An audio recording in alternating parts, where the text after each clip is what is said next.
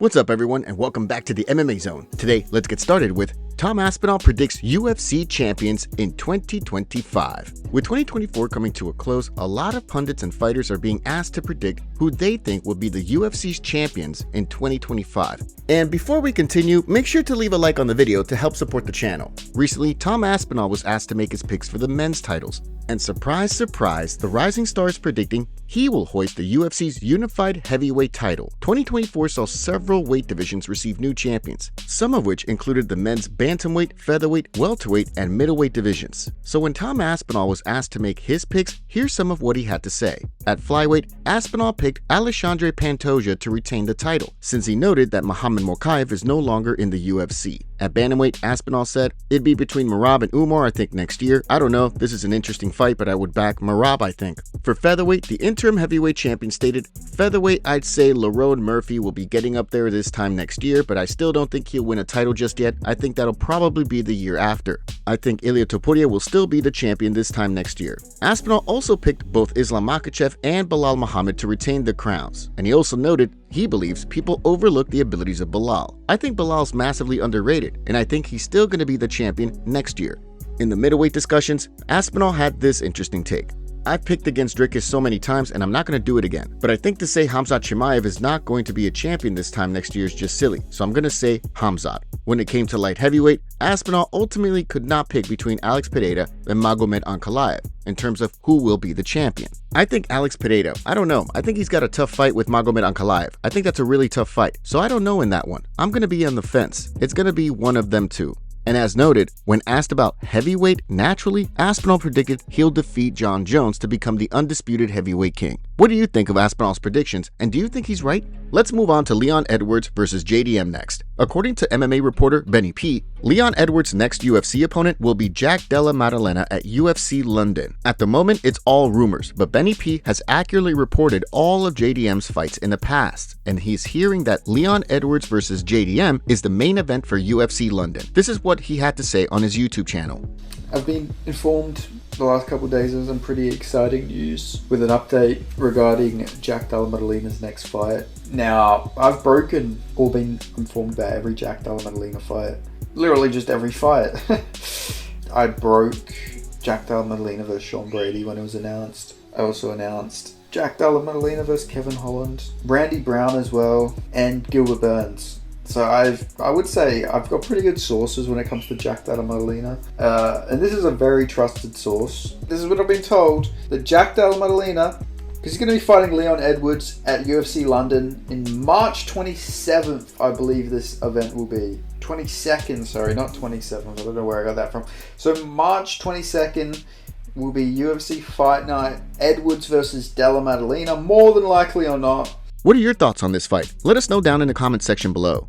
Renato Moicano interested in fighting Max Holloway for BMF title. Renato Moicano has some work to do at UFC 311 on January 18th, namely getting by Beneil Dariush. But if money is victorious on that night, don't be shocked if Moicano calls for a BMF title fight with Max Holloway. Moicano has been tapped to fight the veteran lightweight contender next month after winning 4 straight bouts. Most recently, Moicano went to town on Benoit Saint-Denis and recorded a TKO win due to doctor stoppage. That victory left money in the number 9 spot of the UFC's lightweight division. Well, ahead of his scrap with Dariush, the Brazilian fighter spoke with MMA Fighting. When asked whether he could be interested in fighting Blessed for his BMF crown, not surprisingly, Money said yes. "I would love to do that, especially Max Holloway now says he's done at 145. If he really wants to be a 155er, I think that would be an awesome fight, especially because that's going to put me on 100% if you beat Max Holloway. You're fighting for the title. It's a fight I would be willing to take 100%. That's a good call out. Maybe you gave me some ideas for after the win."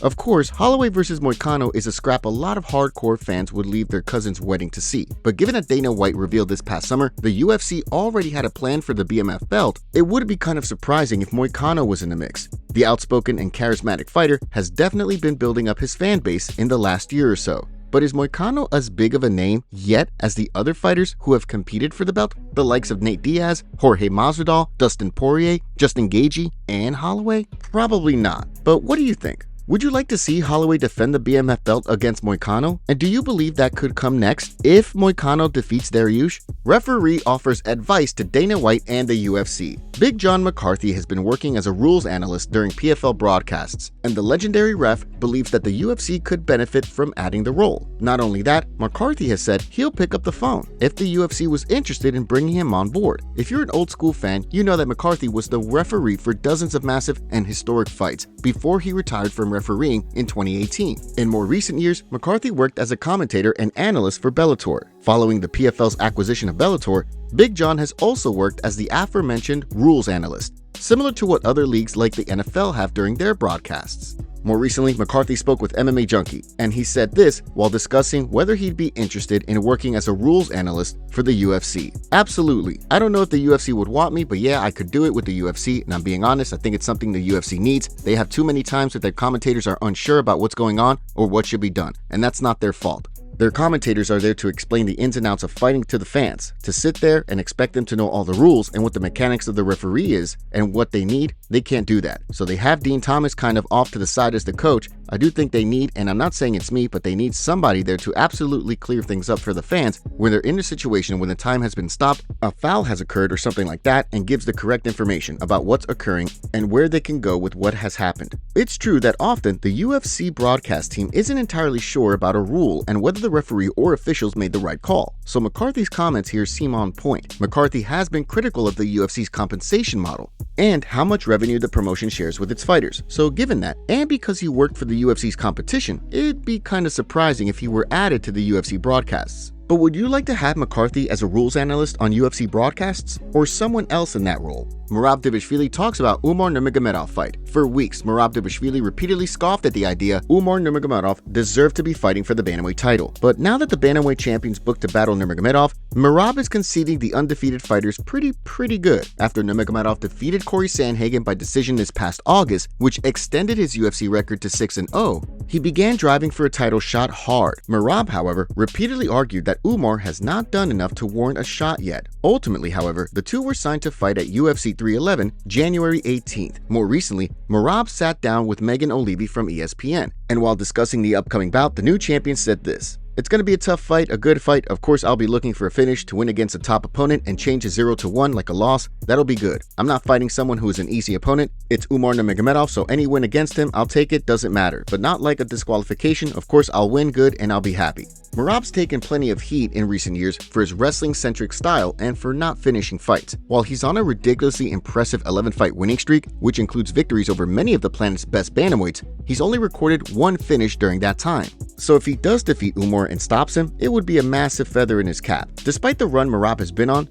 he's the underdog on the betting lines heading into UFC 311. One person who believes Merab will hear and still on January 18th, however, is Deiveson Figueiredo. While talking to MMA Junkie recently, the former flyweight champion revealed he's predicting Merab will hand Umar his first loss. I tend more for Merab. The reason I do this is his striking is not refined, but he manages to tire people and confuse people so he can get them down. On the other hand, Umar's a guy that knows how to submit from the bottom, so there's that risk for Merab. But after 5 rounds, I see Merab's hand being raised. Do you agree with Deiveson Figueiredo, or do you think that the Nurmagomedov family will be adding another belt to the family's already stacked trophy case? MMA community not happy with Donald Cerrone return. Donald Cerrone is unquestionably one of the most popular fighters ever in UFC history, but plenty of fans are not on board with Cowboy's decision to end his retirement and return to the cage in pursuit of his 50th UFC fight. Cerrone initially hung up the gloves back in July 2022, following his submission loss to fellow legend Jim Miller. The loss extended Cowboy's winless streak to 7, and so a lot of folks agreed it was time for the fan favorite to hang up the gloves. But a couple of months ago, the now 41-year-old fighter announced that he was getting the itch to fight again. When Dana White was asked to respond to Cerrone's comments, the UFC CEO reported he doesn't think Cowboy should be fighting anymore. And it's time to not go to war anymore, man. It's just, there's nothing left to prove for him. I'd rather work something else out with him, figure out another way. If it's about money, then he can do something else. Because he ain't gonna fight for the rest of his life, and he's always gonna need to make money. So let's figure that out now instead of 3 years from now. Dana White's response clearly did not dissuade Cerrone, as this week it was confirmed he's re-entered the testing pool. In fact, it's being reported that Cowboy has already passed one test. If you didn't follow Cerrone after he hung up the gloves, you may not know that he openly admitted to using performance-enhancing substances during retirement. So due to that and Cowboy's age, and because he has not won a fight since 2019, plenty of fans took issue with the news. On one hand, I'm sure he feels better being on sauce and all healed up from years of abuse fighting in a cage, but to retire, take steroids for a while, and then jump right back into the testing pool is definitely going to rub people the wrong way. People hated Conor for it too. It's crazy you can retire and take a load of steroids, then come back, lol. This guy is washed. That was the reason as to why he retired. Now he's simply here to earn a living and be a punching bag for new prospects. Feeling better on TRT has tricked him into thinking a 41-year-old's chin and reflexes can return to him, LMAO. They shouldn't allow Cowboy back in the UFC after admitting to being on roids, on top of the losing streak. I doubt this is a money play. For people who were never fighters, it can be hard to understand it, but a real fighter wants to fight. It's hard to stop, and Donald is a real one. He needs to make that transition to the next phase of life, but it's hard for many to do that. Maybe the test will come back positive and they could just ban him. I love Cerrone, but I really don't want to see him get hurt. I get it, and I'm the biggest Cerrone fan, but the UFC needs to put an age limit on these guys. 39 max unless it's two legends. No fight makes sense for Cowboy Cerrone because he has no chin, has slowed, and is old. Someone close to him needs to tell him this is a terrible idea. 41 years old, coming off a 6-fight losing streak with his last win in 2019. This is not good. Steroids/test gave him his confidence back. We don't need to see this. But what's your take? Do you want to see Cerrone fighting again and competing in his 49th and 50th UFC fights? Michael Johnson praises Khabib. Khabib Nurmagomedov had many unforgettable moments during his storied career, but one of the more memorable old-school fans will likely always recall was his 2016 scrap with Michael Johnson. Not only did the legend maul Johnson with his wrestling and top game, he could be heard telling the menace he should give up. Nurmagomedov also vehemently and vocally expressed his case for a title shot during the fight. Not surprisingly, it was a memorable night for Johnson as well. During a recent appearance on the Overdogs podcast, the veteran fighter reflected on his submission loss to Khabib. Here's some of what he had to say. I just went in there to kind of waiting for him to shoot, trying to find my emotions. I was kind of crouched down and I couldn't really move around. Bro, he's good, strong. He felt like a middleweight, and that's a problem. I couldn't move. Johnson certainly isn't the only person to report that Khabib was absurdly strong and that his top game was overpowering. For example, Dustin Poirier also made similar comments following his loss to the legend in 2019. If you're curious, Khabib outstruck Johnson by a big margin, 140-20, before tapping him out with a Kimura in round 3. Khabib is not happy with Islam Makhachev's training, with Islam sharing a video to fans that showed Khabib wasn't impressed with the training week since Sunday evening that they had taken a break. Here's what Khabib had to say. Эту неделю нормально отпахали, вот даже результат налицо. Тренера спросим. Доволен ли я или нет? Да.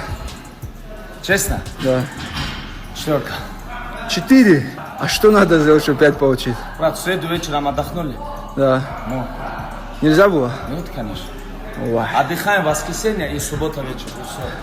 Joe Rogan reacts to winning award. Joe Rogan reacts to himself winning Antonio Brown's first ever podcast episode of the year award on Twitter.